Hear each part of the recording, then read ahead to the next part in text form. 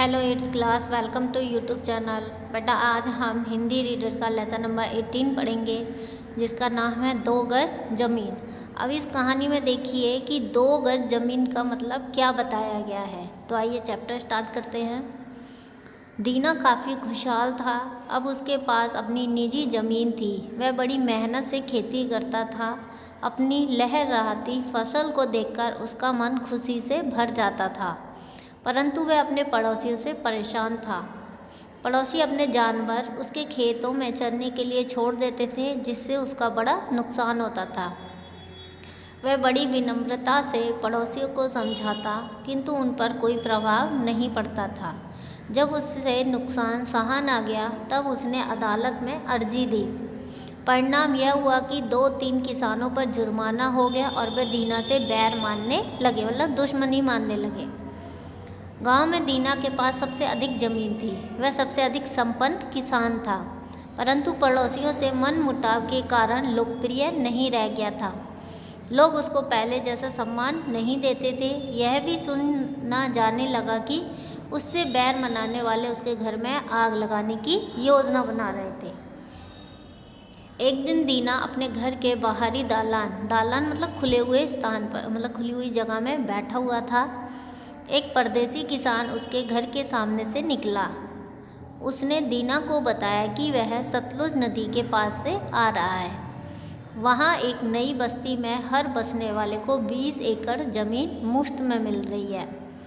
वह ज़मीन यहाँ की ज़मीन से बहुत अधिक उपजाऊ है। वहाँ खेती करने वाला किसान बहुत जल्दी उन्नति करता है और धनवान हो जाता है। दीना अपने गांव के लोगों के व्यवहार से असंतुष्ट तो था ही।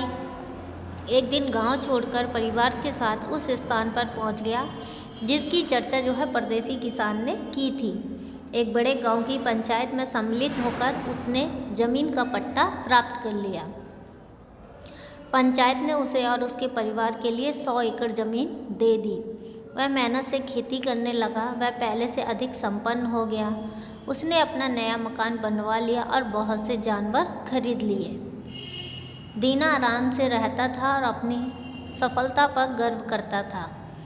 कुछ दिनों में वह अपनी संपन्नता से जीवन का अभ्यस्त हो गया और अनुभव करने लगा कि उसकी ज़मीन पर्याप्त नहीं है, यानी उसके पास ज़मीन कम है। कुछ और अधिक होती तो वह अधिक सुख सुविधा का जीवन व्यतीत करता। यह तो मनुष्य की आदत ही होती है कि जितना उसके पास होता है वो असंतुष्टि रहता है, उसको कभी संतुष्टि प्राप्त नहीं होती। कुछ दिन बाद एक सौदागर दीना घर के बाहर आकर ठहर गया। दीना सौदागर से बातचीत करने लगा। ज़मीन की चर्चा आई। सौदागर ने बताया कि मैं नदी के उस पार से आ रहा हूँ।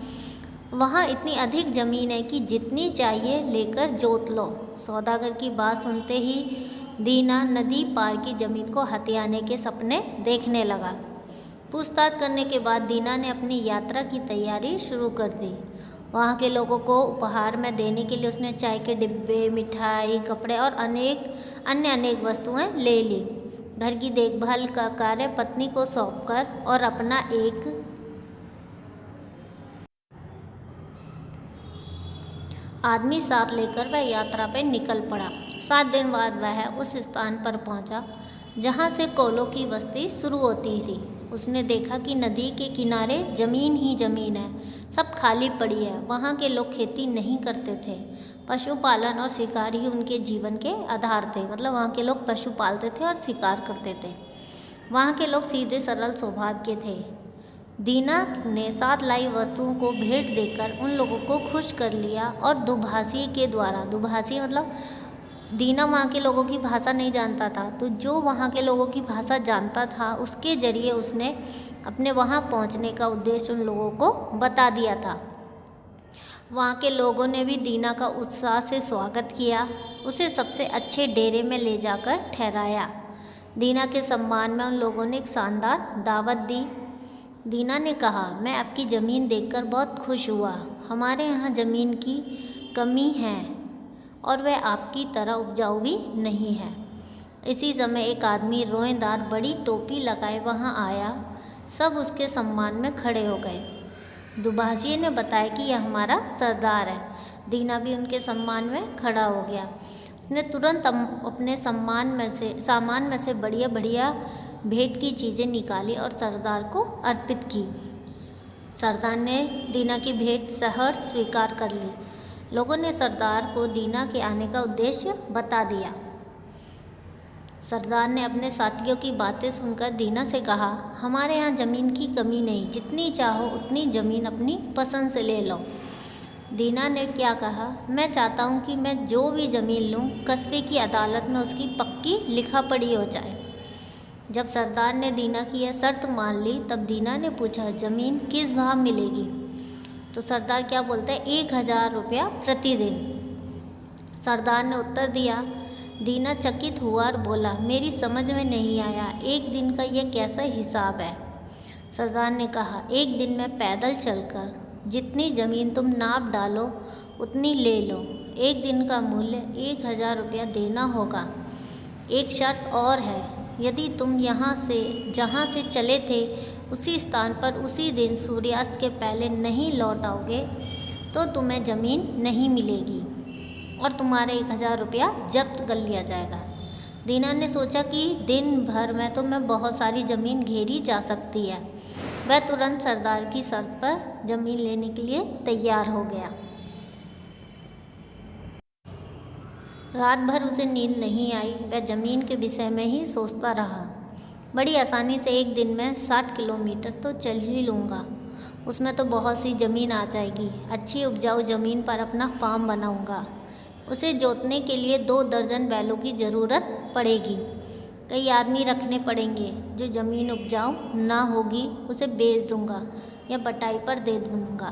दीना की रात इस तरह के सपने बुनते बीती। अब ये तो कई लोग भी करते हैं कि जो चीज़ हमें मिलने वाली होती है उसका पहले से ही वो सोच के रखते हैं कि उन्हें क्या करना है, कैसे करना है। दीना ने सवेरे उठकर अपने आदमी को जगाया और उसे गाड़ी तैयार करने को कहा। वह खुद लोगों को बुलाने गया। जब सब लोग इकट्ठे हो गए और सरदार भी आ गया तब उसने कहा, अब हमको चल देना चाहिए, समय बहुत हो गया है। दीना 1 मिनट भी नष्ट नहीं करना चाहता था, इसलिए उसने चाय पीने से भी इनकार कर दिया। सरदार दीना को लेकर एक टेकड़ी पर पहुंचा। अपनी रोएदार टोपी को उतारकर टेकड़ी पर रखते हुए उसने कहा, यह निशान रहेगा, यहाँ से चलकर तुमको यहीं आना होगा। सूर्य डूबने से पहले तक जितनी ज़मीन तुम घेर लोगे वह तुम्हारी हो जाएगी। दीना ने 1000 रुपये गिनकर टोपी में रख दिए। एक रुमाल में रोटियां रखी, पानी की बोतल ली और फावड़ा भी ले लिया। वह धोती कसकर और आस्तीनें चढ़ाकर चलने को तैयार हो गया। पहले वह यह तय नहीं कर पा रहा था कि किस दिशा में चला जाए। पूर्व दिशा की ओर से सूर्य निकल रहा था। वह अपना समय नष्ट नहीं करना चाहता था, बस पूर्व दिशा की ओर ही चल पड़ा। 1 किलोमीटर चलने के बाद उसके बदन में फुर्ती आई और वह तेज चाल में से चलने लगा। लगभग 5 किलोमीटर चलने के बाद उसने पीछे मुड़कर देखा। टेकड़ी और उस पर खड़े आदमी धूप में साफ दिखाई देते थे। अब धूप में जो है वो गर्मी भी आने लगी थी। उसे खाने की याद आई, पर उसने खाना नहीं खाया। टोकरी उतारकर कंधे पर रखी और जूतों को उतारकर धोती में खोसा और अपने चलने की गति को और तेज कर दिया। यहाँ इससे क्या पता चल रहा है? यहाँ इससे उसका लालच पता चल रहा है। उसने पीछे मुड़कर देखा तो टेकड़ी कठिनाई से दिखाई देती थी। उसके ऊपर चलते हुए लोग चींटियों की तरह रेंगते लगते थे। उसने सोचा, काफ़ी दूर निकल आया हूँ, अब लौटना चाहिए। उसका शरीर पसीने से तर हो रहा था और उसे प्यास भी लग रही थी।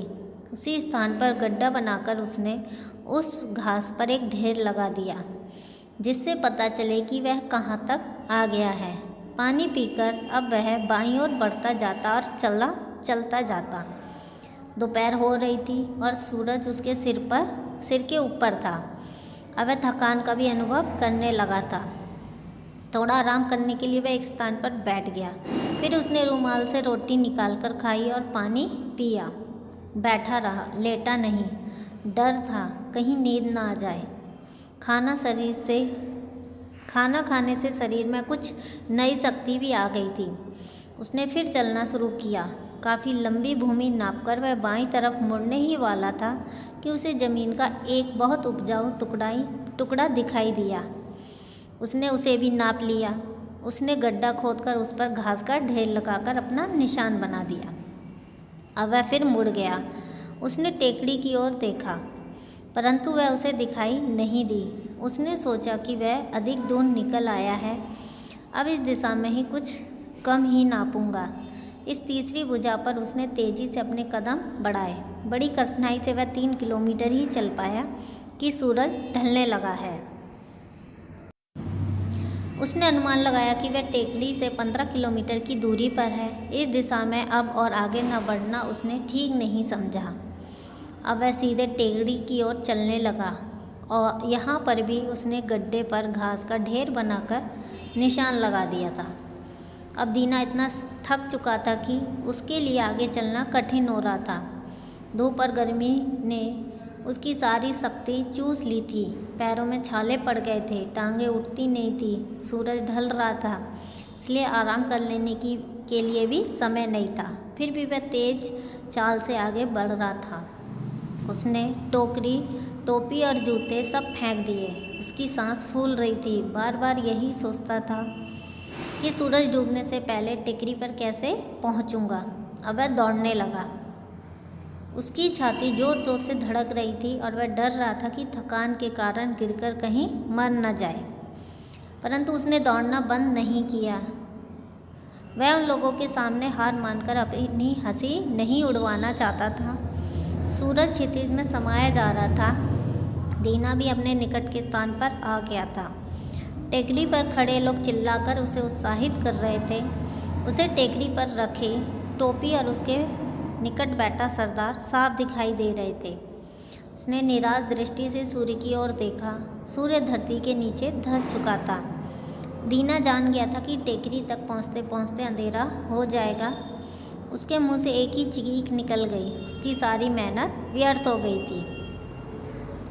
टेकरी पर खड़े लोग अब भी पुकार रहे थे। वे ऊंचाई पर थे और अब भी उनको सूरज दिखाई दे रहा था। दीना ने भी देखा कि टेकरी पर अभी धूप है। अपनी सारी शक्ति समेटकर उसने लंबी सांस खींची और वह टेकरी की ओर दौड़ा। टेकरी के पास वह मुंह के बल गिरा और उसके मुंह से चीख निकल पड़ी। उसके हाथ सरदार की टेकरी पर रखी टोपी तक पहुंच चुके थे। सरदार ने कहा, देखो भाई, इसने कितनी ज़मीन ले डाली है। दीना का नौकर दौड़कर आ गया। उसने दीना को उठाना चाहा। दीना के मुंह से खून बह रहा था। वह मर चुका था। सरदार के आदमी दुखी भी थे और दीना पर हंस भी रहे थे। नौकर ने दीना के लिए कब्र खोदी और उसका शव वहीं दफना दिया। दीना के लिए केवल 2 गज जमीन पर्याप्त थी। तो आपने देखा कि किस तरीके से लालच बुरी बला है। जितना उसके पास था उसमें वो संतुष्ट नहीं था और उसको फिर लास्ट में क्या मिला? ओनली 2 गज जमीन। तो इसी के साथ ये चैप्टर ख़त्म होता है। Thank you.